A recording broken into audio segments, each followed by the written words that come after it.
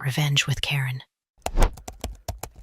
I just think we need softer energy in the room, he said, stirring his coffee like it was the last bastion of courage he had left. His eyes didn't quite meet mine, which was funny considering he used to brag about leading negotiations with oil sheikhs in Dubai. But now, he was scared of a woman who asked vendors for invoice numbers and followed up on missed deadlines. That was me, Karen, director of ops, formerly indispensable, now intimidating. Words he actually used were, "My wife thinks you're intimidating." Can we dial that back? There it was, the iceberg tip, and I'd already read the map. His wife had been appointed to the board 2 months ago, which really meant she'd bullet her way in with Instagram metrics, buzzwords, and her daddy's connections to a fragrance label.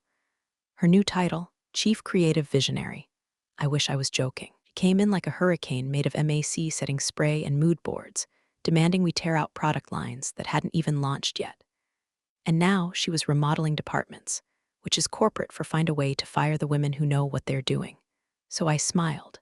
Not the fake kind, I mean the full, serene, possibly sociopathic smile I reserve for when I'm planning my escape. I told him, of course, I'll be more careful. What I didn't say was, careful with what?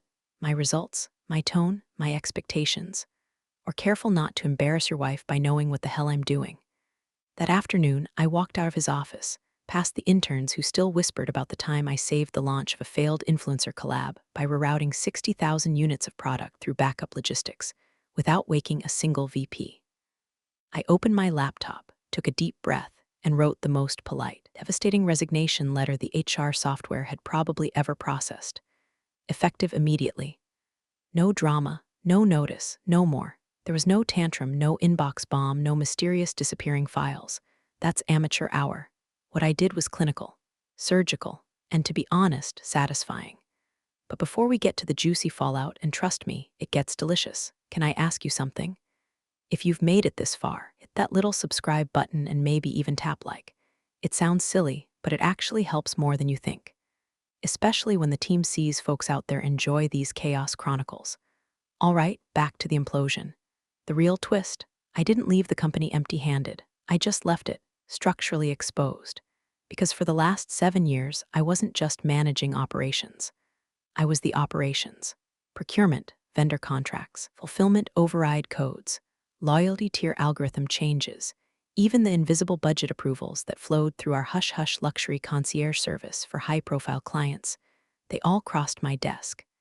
And while I never abused access, I certainly knew which threads held the tapestry together. So I logged out. Properly. Respectfully. Then I pulled the plug on my old consultancy retainer with a European luxury partner. Retainer, the CEO's wife, didn't even know existed. One that floated a third of her winter edit collection through co-marketing funds. I shut it down with 2 emails and a thank you gift basket. I deauthorized my own emergency approval keys from the internal order system. I cleared permissions on our loyalty platform so that all escalated rewards now required manual authorization, archived every relevant SOP into a secure drive, and labeled it with 3 simple words, per your restructure. And then I left, walked right out into the afternoon sun with my favorite tote bag, picked up a lavender oat milk latte, and watched the first domino teeter. He thought he was managing optics. He didn't realize he'd just removed the only person keeping the machine from tearing itself apart. The next morning, I woke up with no alarm. First time in years. No Slack pings, no inbox fire drills, no 6 a.m. Zooms with some breathy VP who only remembered I existed when his influencer girlfriend wanted a custom handbag in a color we didn't make. Just silence. The kind of silence that used to make me nervous. Now, it felt like oxygen. I brewed my coffee slow, checked nothing, and then on pure autopilot, almost logged into the dashboard. Muscle memory. For a moment, hand hovered over the mouse like a ghost limb. But no, I was done. There would be no more 10 p.m. budget reclassifications, no more shipping escalation hacks, no more creative workarounds for a woman who thought mood lighting and hashtags were operations strategy. Instead, I cracked open my personal laptop. No trackers, no company keyloggers, just clean air. I opened a single folder, my own offboard plan, not for HR, for me. Compliance reports, finalized. All flagged exceptions noted, tied with a bow, and filed in the shared drive under the appropriate fiscal quarters. The kind of reports that used to get me thank you texts from the CFO at midnight during audit season. Now, radio silence. My vendor accounts systematically disconnected, not torched, not sabotaged, just removed. My name, my authority, my role, all unlinked. Talking multi-million-dollar vendor relationships I'd curated like bonsai trees. Slow, precise, no margin for error. I was the only person with active negotiation, threads open on 3 continents, and I deleted every draft template I ever wrote. Didn't even save them. Some things shouldn't be recycled. The consulting retainer with the Milan partner, that secret Swiss-armored contract the CEO's wife, never even noticed in the budget. I ended it myself. Founder sent me a voice memo in Italian I couldn't fully translate, but I caught the words for devastated and idiots. I replied with a photo of the sunset from my porch. No caption. Next came fulfillment. Most people don't realize how fragile shipping authorization is. You give one person too much power, you risk fraud. Give too little, the whole chain bottlenecks. I was the keystone. My override keys, I didn't delete them. I revoked them. There's a difference. Made sure every internal trigger that relied on my emergency approvals now rerouted to. No one, it was surgical. Quiet, no alarms went off, no angry emails, just a soft decoupling of one mind from a machine that didn't know it needed her. Yet, and I left something behind, one folder, physical, not digital. Manila, tabbed, resting on the CEO's assistant's desk like a sealed fate. Label, per your restructure. Inside, process flows. Delegation chains, contingency matrices. All of them annotated with red flags where roles had been quietly reassigned or not reassigned at all. Not a threat, not a sabotage, just reality, a mirror. I didn't expect applause, but I also didn't expect nothing. No thank you, no goodbye, not even a courtesy message from HR, who, let's be honest, probably found out I was gone when my badge stopped working. The weirdest part, no one tried to stop me. I didn't even notice the gravity shifting. That's how you know you've really done your job right, when everything looks fine, even as the infrastructure walks out the door in a pair of ballet flats and a linen blazer. By sunset, I was halfway through a bottle of wine I'd been saving for a real occasion. I toasted myself, not out of pride, out of grief. The kind of grief that comes when you realize you built something sacred for people who never looked past the email subject line. Let them run it. Let them try. I hadn't changed the rules. I just stopped being the exception. It started, like all good corporate disasters do, with a very polite, very frantic email. Subject line, urgent. Exclusivity clause escalated from a junior PR rep in LA who used to send me glittery thank you baskets during campaign season. 2. About 12 people who had no business reading the email, but were definitely about to panic. The body of the email was short. Hi, all. Just following up on the signed exclusivity clause for our client's capsule launch next month. Need confirmation by EOD or the press embargo lifts, and their stylist goes with another label. Our client is assuming exclusivity, as promised. Please advise, no attachments, no clause, no contract. Of course they couldn't find it, because I was the one who drafted it. I was the one who held the signature page, and I had done everything by the book. Filed, archived, delivered to legal for processing. Whether legal had passed it along to the new creative office, or whether the CEO's wife had decided she didn't believe in contracts, well, that wasn't my problem anymore. But it was definitely about to be someone's problem. Meanwhile, across the country, a warehouse in New Jersey, our biggest one, the one that moves 60% of our holiday inventory, stopped fulfilling orders at 10:17 a.m.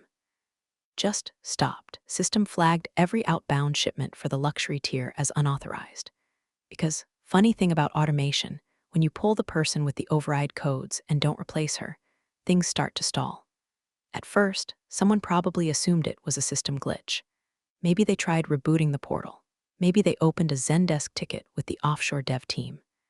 Maybe they even called Larry in IT, who's been 3 months from retirement since Nixon left office. None of it worked. Why? Because the system wasn't broken.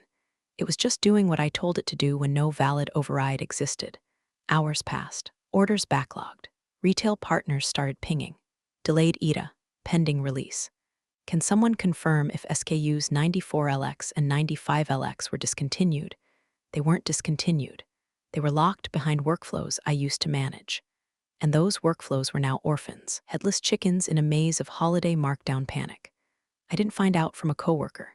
No one texted me. I found out because the fashion blog The Mirror Room posted a blind item.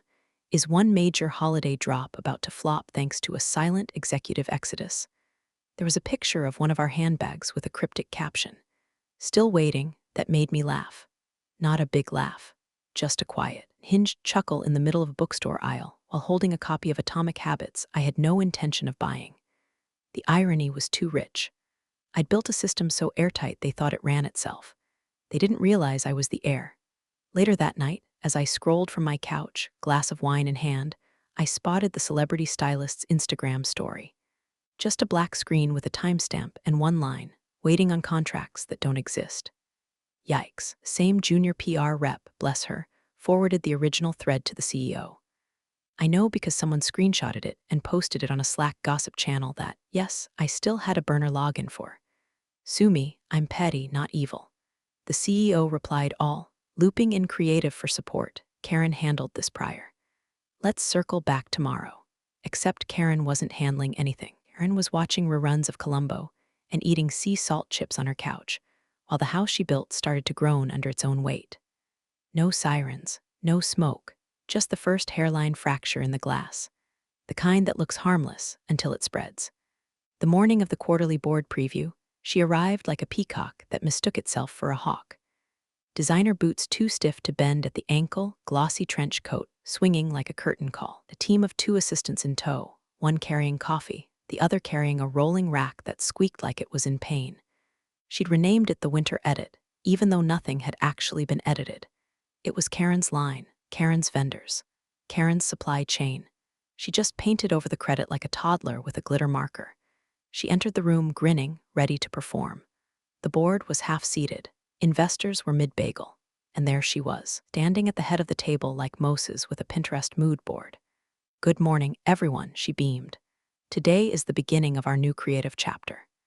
10 seconds later, the projector screen blinked twice and displayed a system message. 404, collection not found. That's when she blinked.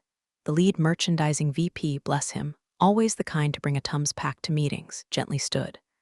Apologies, he said, voice calm. There seems to be a delay. The systems pulled the winter line from view due to back-end production conflicts.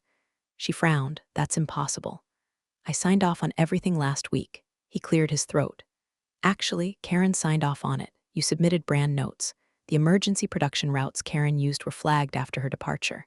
Her permissions expired. No one's reauthorized them. A silence fell. You could hear someone's watch ticking. Probably vintage. Probably overpriced. She stared at him. Can't we just restart it? The CFO, looking like he'd rather be anywhere else, shook his head. We tried. The workflow Karen built runs through a series of budget checks and override tiers. No one else had her level of access. Not even you.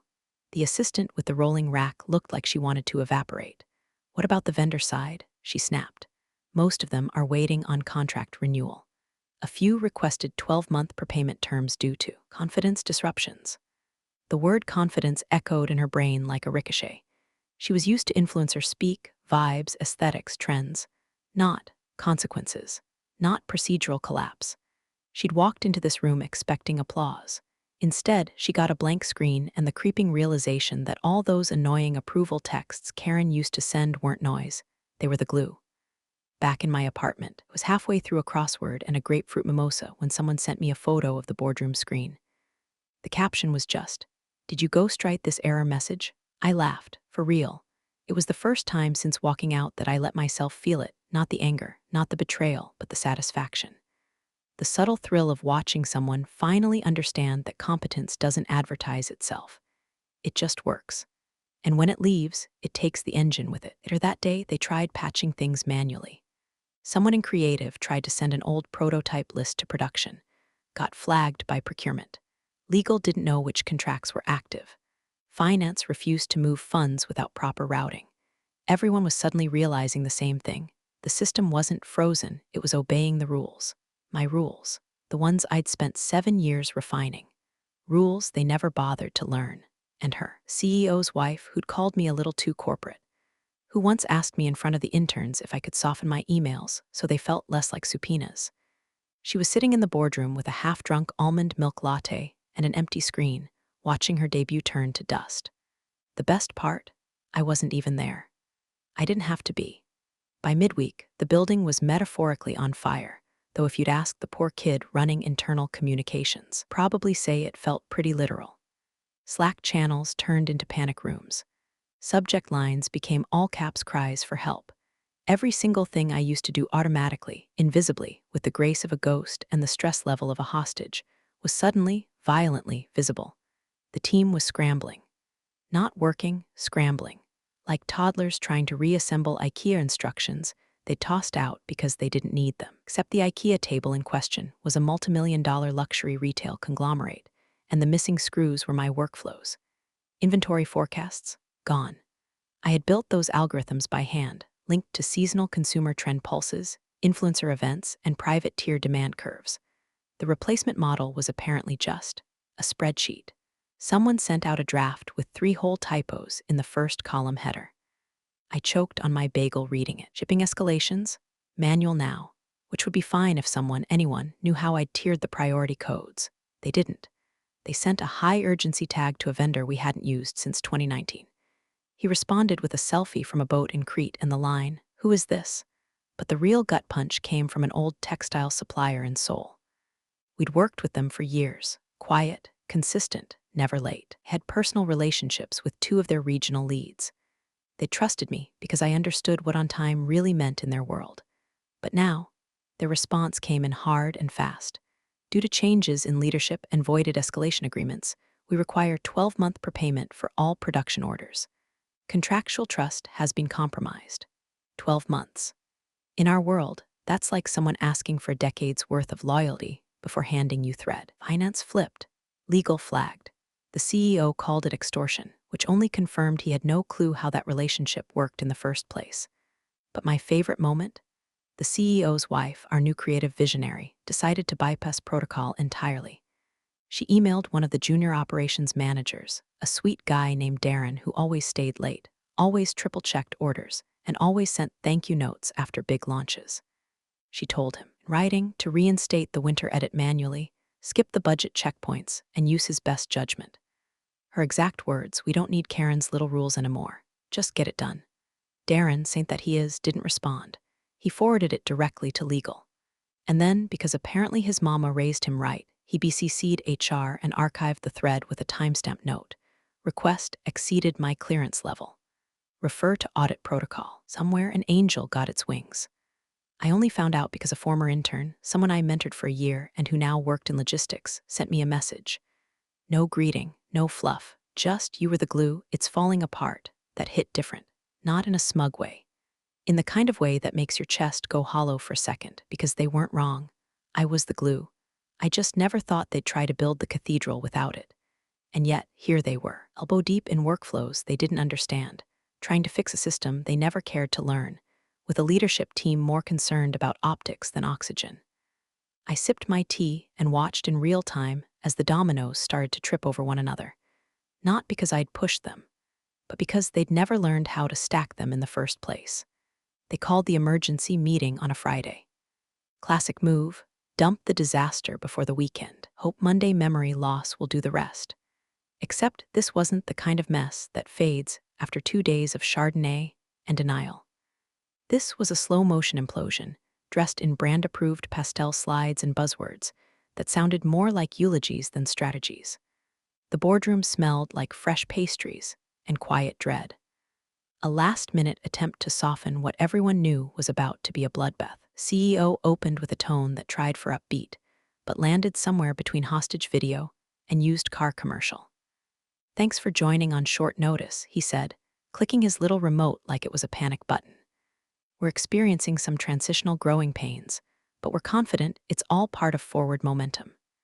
That was his phrase of the week, forward momentum, like saying it would will the chaos into a productivity story they could pitch to investors. First slide was a flowchart, or maybe a crime scene. Hard to tell. It showed production timelines that didn't connect to procurement approvals, campaign dates that landed before product availability, and something labeled winter revision, circled in red 3 times. Someone coughed. Someone else muttered, "Jesus." A senior partner, the kind who made a killing during the last recession and hasn't smiled since, leaned forward, and spoke like he was ordering an execution. Key partners freezing deals, he asked. The CEO hesitated. Well, some of them were, informal relationships handled off-cycle. We're renegotiating access. Translation, we don't know. Another partner, one of the newer ones, too eager by half, chimed in. Weren't those managed under ops? The CFO spoke without looking up. Yes, Karen handled them. There it was, my name, finally spoken like it belonged to a ghost in the walls. The eager partner tried again. Okay, but shouldn't we have access to those workflows? Can't we just reassign them? The CFO looked up this time, and when he spoke, it wasn't with anger or panic. It was cold. Clinical, true. Karen left and no one's sure what systems she controlled. Silence, not dramatic, just solid, like concrete setting over a body. He went on. There are authorizations still pending that we can't trace. Legacy routing protocols no one has documentation for. He didn't hide anything, she just owned it. And now she's gone. Someone shifted in their seat. The assistant tried to refill coffee cups, but her hand was shaking and one of them spilled. The CEO muttered something like, let's stay focused, but it was too late. The mood had shifted, because suddenly it wasn't about Karen being gone. It was about the fact that no one knew how the hell she did what she did, and that realization was loud. The CEO tried to salvage it, initiated a system-wide audit, and were compiling all knowledge transfers into an operations rebuild. The learning curve is steep, but the team is. The senior partner cut him off. You're rebuilding a plane while it's already falling from the sky. No one spoke after that. Across town, I was sitting at a window bar with a peppermint mocha and my dog curled at my feet.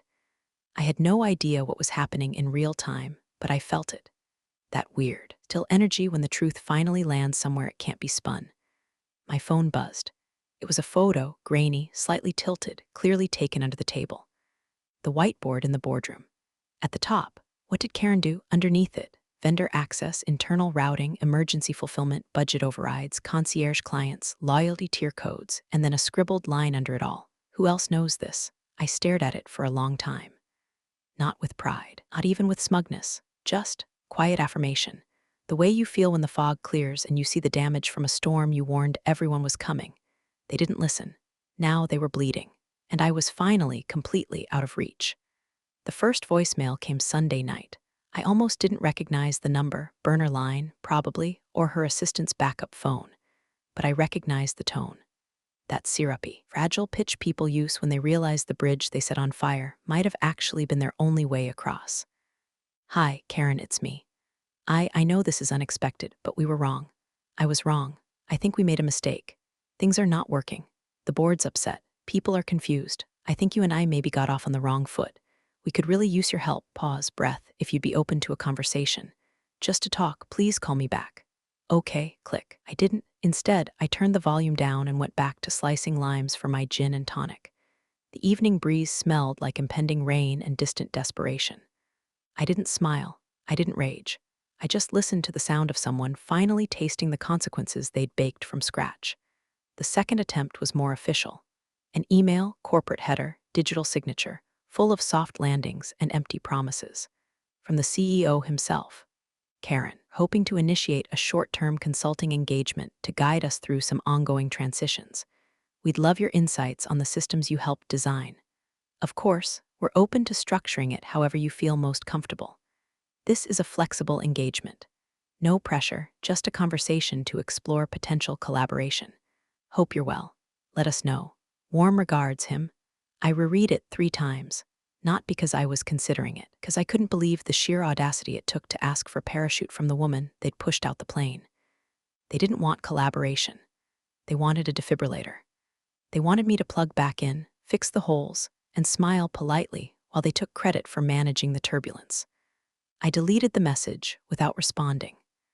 That night, I ordered Thai food from the little place down the street that knew my name and never got my order wrong. I sat on the couch in sweatpants older than their onboarding system and watched a documentary about glacial collapse.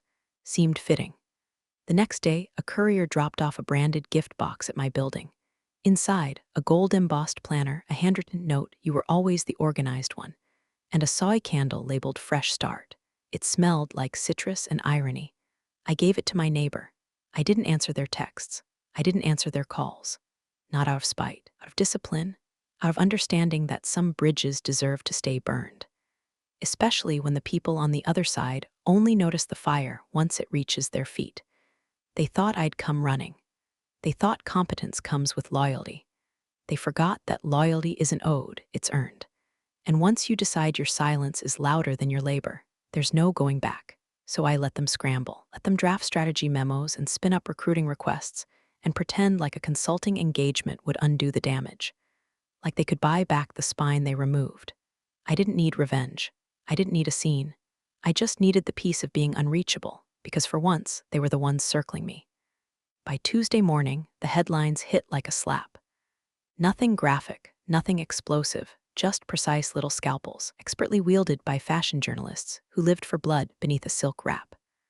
Holiday capsule delayed. Internal restructuring to blame. Whispers of chaos at Langmore and Vale HQ as shipments stall, luxury brands winter line MIA, sources cite leadership vacuum, and then came the blogs. Oh, the blogs. Gloss Weekly ran a blind item thinly veiled as fiction. When the woman who ran ops like a Swiss watch walks out the door, what's left? Apparently not much. One CEO's wife might be regretting her restructure about now. Even Deco Trash, known more for tracking celebrity botox than back-end logistics, ran with it. Where did the winter edit go? And who's Karen? Who's Karen? That one made me laugh. The brand tried damage control. They launched a splashy teaser campaign featuring last year's leftovers and passed them off as classic winter staples reimagined. Influencers were already whispering that their gifted PR boxes hadn't arrived, and fulfillment centers were still missing authorization from 3 key vendors. Then came the tick-tock. Grainy lighting, office break room. A junior buyer I barely remembered, Maddie. Macy, filming herself sipping a protein shake with dead eyes. Caption: the one woman who ran this place left and took the brand's soul with her. The video racked up 800K views overnight, hundreds of comments. Karen, if you see this, teach me your ways. I knew something was off when our returns doubled. Petition to find Karen and make her CEO. I watched it on loop once, then closed the app. That same day, the board issued an internal memo, emergency audit of all operational workflows. Their language was crisp, corporate, and panicked. They'd brought in consultants. I could have told them they'd need 6 months and a minor miracle. Instead, I sat at a sunlit cafe downtown, waiting for someone who might actually respect what I'd built. He arrived 5 minutes early. Crisp navy suit, no tie. Founder of a rival luxury house, smaller, hungrier, smarter. I'd seen his name in acquisition rumors for years, but never expected him to text me directly. We shook hands. He didn't waste time. Karen, he said, I don't want what you had. I want what you are. I want you to build something better. The ground up. Full autonomy. No committees. No vanity titles, just results. I sipped my espresso and tilted my head. You understand what that takes, he nodded. That's why I came alone. He slid a folder across the table, not filled with legalese. Just 3 things: a map of global logistics hubs, a P&L snapshot, and a sketch, literal pencil sketch, of a product line that didn't exist yet. I want systems that scale and don't break, he said. I want elegance behind the curtain, not just in front of it. I hadn't realized how much I missed being seen, not as a function, not as a utility, as a builder. I didn't say yes, not yet. I told him I'd think, but we both knew what that meant. Back at my apartment, I poured a glass of wine and watched the city lights twitch below. Somewhere uptown, a woman was crying over late shipments and broken trust. Somewhere in an overpriced office tower, board was blaming each other for the ghost they couldn't replace. And somewhere, maybe not far from now, something new was about to rise. Not out of revenge, but because excellence deserves a second chance. This time, with my name on the door. By the time the next quarterly meeting arrived, the boardroom was no longer a place of strategy. It was a war zone in dry-cleaned suits. Everyone had stopped pretending. The smiles were gone. The pastries untouched. CFO had brought 2 laptops and a bottle of antacids. The legal counsel looked like he hadn't slept in a week. And the CEO's wife, she walked in 20 minutes late, mascara already smudged like she'd gone 10 rounds with reality. She didn't sit, she paced. I need to understand, she snapped, voice cracking, breath short. I need someone, anyone, to explain what the hell happened to my winter edit. To the vendor list. To the systems. No one interrupted. Intern taking minutes was visibly trembling. Her husband tried to speak, but she turned on him like a dog cornered. Don't, she hissed. You told me this was handled, that we were fine, that she was replaceable. Her voice rose, unfiltered now. We lost millions. We've got Vogue asking why our Q4 line looks like a clearance bin. We've got clients switching to our competitors. We've got warehouses running manually like it's 2006. Still, no one spoke. She broke. She slammed a printout on the table, eyes wild. This is what she left us with. It was the final systems routing chart, now covered in red flags, blank sign-offs, and scribbled comments like reauthorize. And who owns this? And then, voice trembling like she couldn't believe she was even saying it. What did you do? The chairman, grim and unmoved, adjusted his glasses. He reached for a folder, one he hadn't opened until now. From it, pulled a single page. I believe, he said, this is what she did. And then he read it aloud. As requested, all project ownership has been reverted to internal leadership. All permissions have been revoked. No workflows were deleted. No contracts were modified.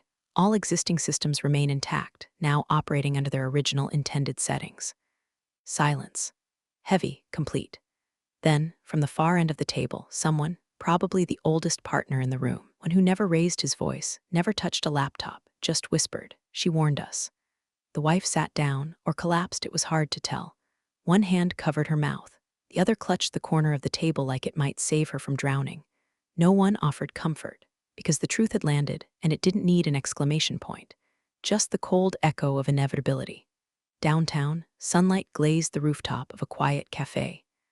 I sat beneath a striped umbrella, small plate of olives at my elbow, glass of sparkling water sweating gently beside my notebook. Across from me, the founder I'd met with days earlier had just stepped away to take a call, one I could tell he was enjoying.